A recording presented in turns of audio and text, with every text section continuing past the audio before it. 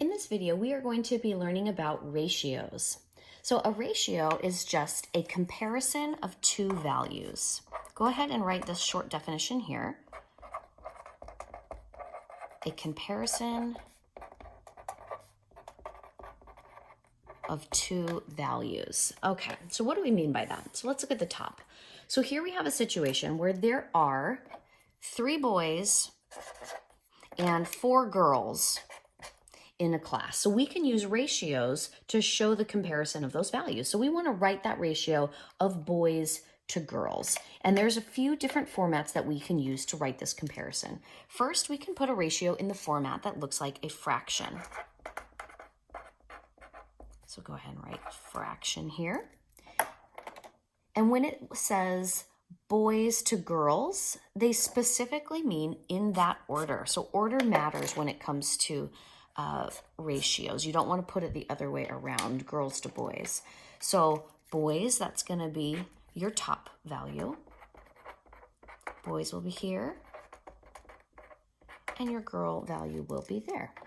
So here you have your boys 3 and your girls 4.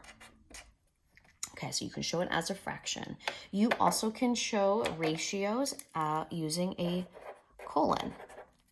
So colon being this symbol here. And again, your order matters. So you're going to put your boy value first and the girl value second. So the boys, there are 3 boys and 4 girls. And then the last format you're going to see ratios being written is where you just use the word to. So we can say the ratio of boys to girls, we can literally write the ratio is 3 to 4. And again, the order matters.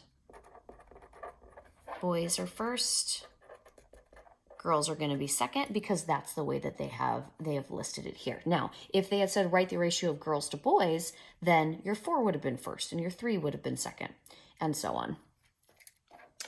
Okay, now you can also use ratios to compare parts to a whole. So in this example, we have 3 boys and 4 girls, but the whole would then be, let's say, the entire class.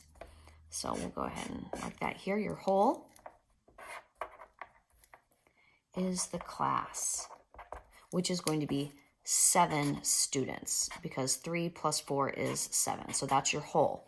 So if you think of it like fractions, then that numerator would be then one of the parts, and then the denominator would be the whole when you add the 2 together. So that's the 7.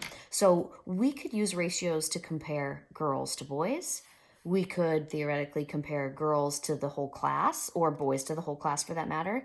Or you could do it in the other way around. You could compare the class to the boys or class to girls. So how does that look? Well, from girls to boys, you could write it as 4 to 3, right? So that's that fractional form. You could put it as 4 to 3 with the colon form, or using the word for, oh goodness, 2, 3. You also can compare those girls to the class. So this looks like just like a regular fraction, like there are 4 girls out of a total of 7 students. So then we would have it also in a colon form, 4 to 7. And then lastly in word form, 4 to 7. Okay, and then you can also then do the comparison the other way, the class to the boys. And you could also do a class to girls. So 7 to 3. You could then put it in colon form, 7 to 3, or again, finally, 7 with a word form, 2, 3. So those are all different ways that you can compare these two values. So the part, you can think of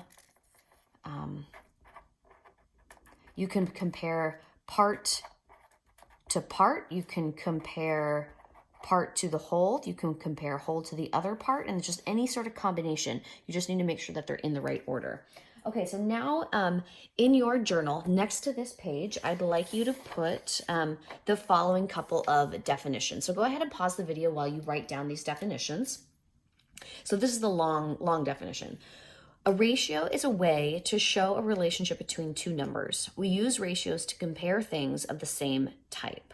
When two ratios have the same value, they are equivalent.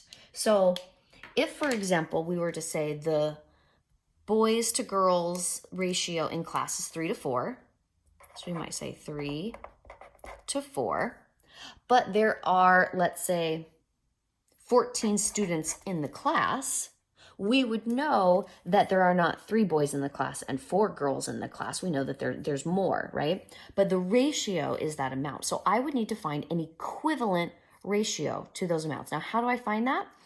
I do it the same way I would find an equivalent fraction, meaning I would increase it or decrease it by the same scale factor.